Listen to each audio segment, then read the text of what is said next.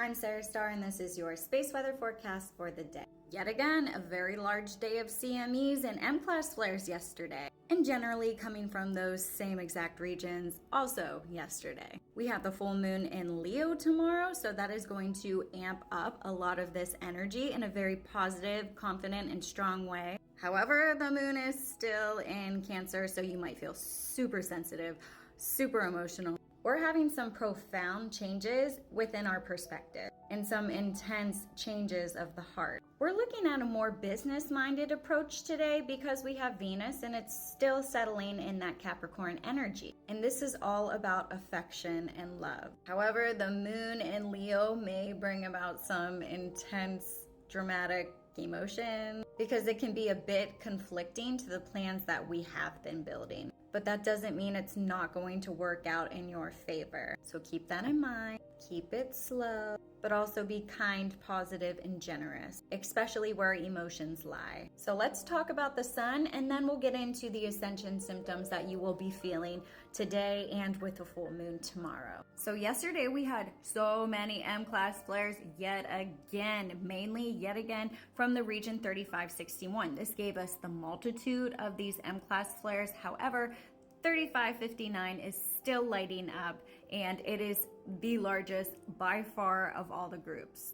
These two regions reside right up here, 3559, yet again, the largest sunspot region by far, and then 3561, that is heading off of the limb of the sun. Note that 3559 is now Earth facing, and also note that we have two coronal holes that are forming on this side. So this is going to push a lot of these plasma transients into our atmosphere, especially if we have a really large blow and if these coronal holes get a lot larger. But these are what our coronal holes look like at the present moment. We have 94 listed and we also have 95. Now the deepest magnification is in this spot right here, 94. Notice that they both are coming and Earth directed. This is where region 3559 resides as well. So keep that in mind. But our solar flare activity is pretty high right now. We are reaching into those M-class flare ranges, and we also still have a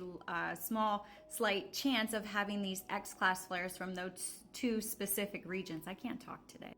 This is region 3559. This is the sunspot region that is Earth facing at the current moment. It is still in beta and gamma range, still around the same exact size of 520, same exact number of sunspots. Here we go. We have it spreading apart. However, we do have some areas here that have a lot of potential. And these are those M-class flares right now that are going off. Now, if these do come more together, we're expected to see some M-class flare activity. 5%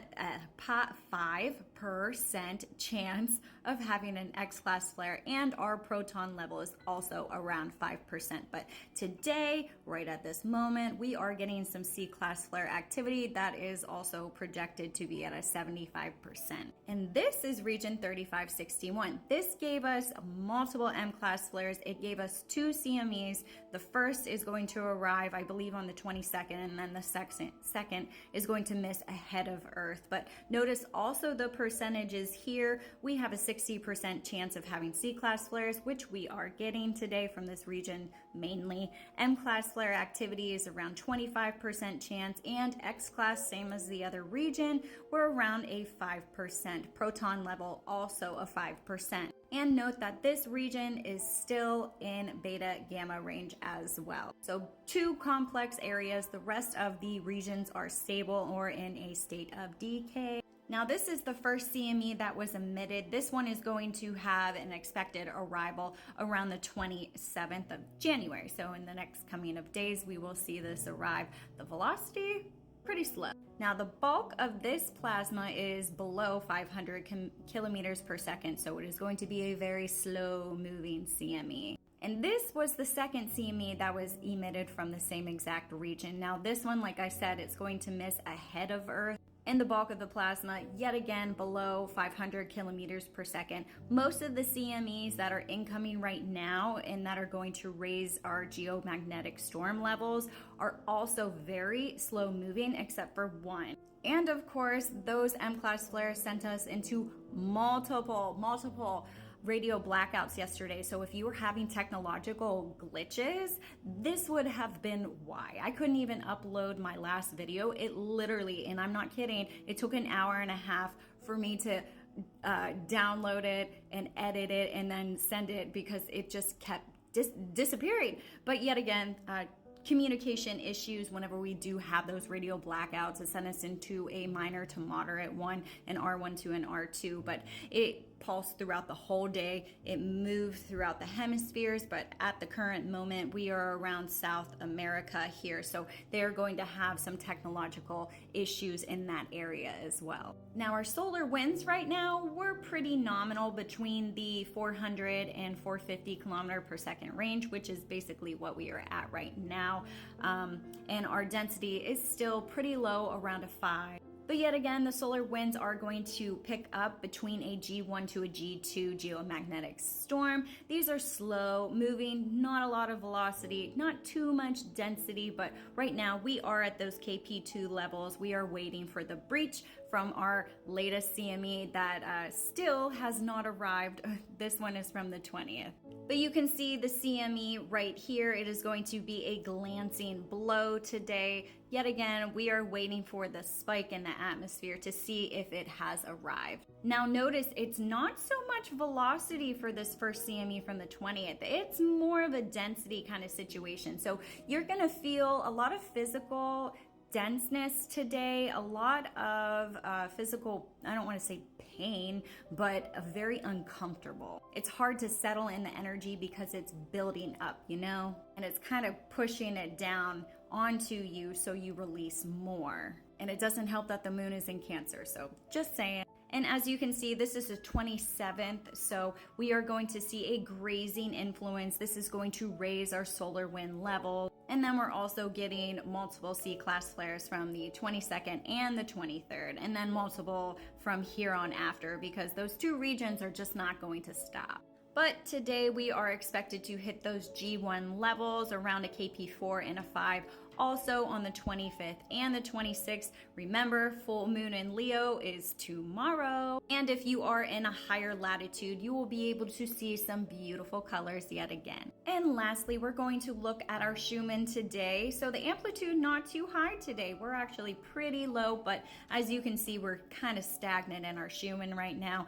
That's okay. We welcome a break, but our frequency is still pretty high, not into the 8 ranges like it has been for the past week. So this gives us a tiny bit of a break. Kind of, sort of, not really, because we have high solar activity and we also have the full moon. But it's nice that we also get a break, so it's not all 3 at once, it's just 2. Like, it's not a big deal. Yeah, right. So do you feel the energy in the air? Because I do. Those empaths and those who are very sensitive to energies, I need to make sure that you guys know that your emotional ties are going to be heightened. Those emotional triggers are going to be a lot higher as well.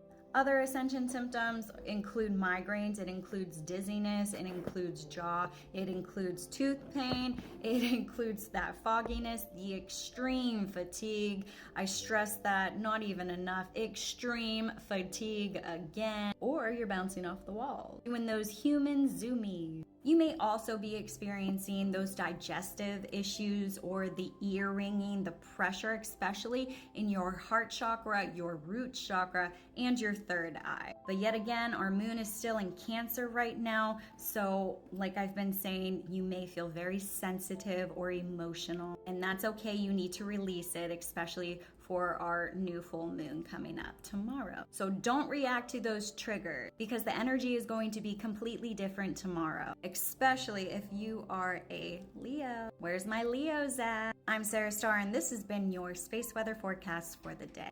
Love ya.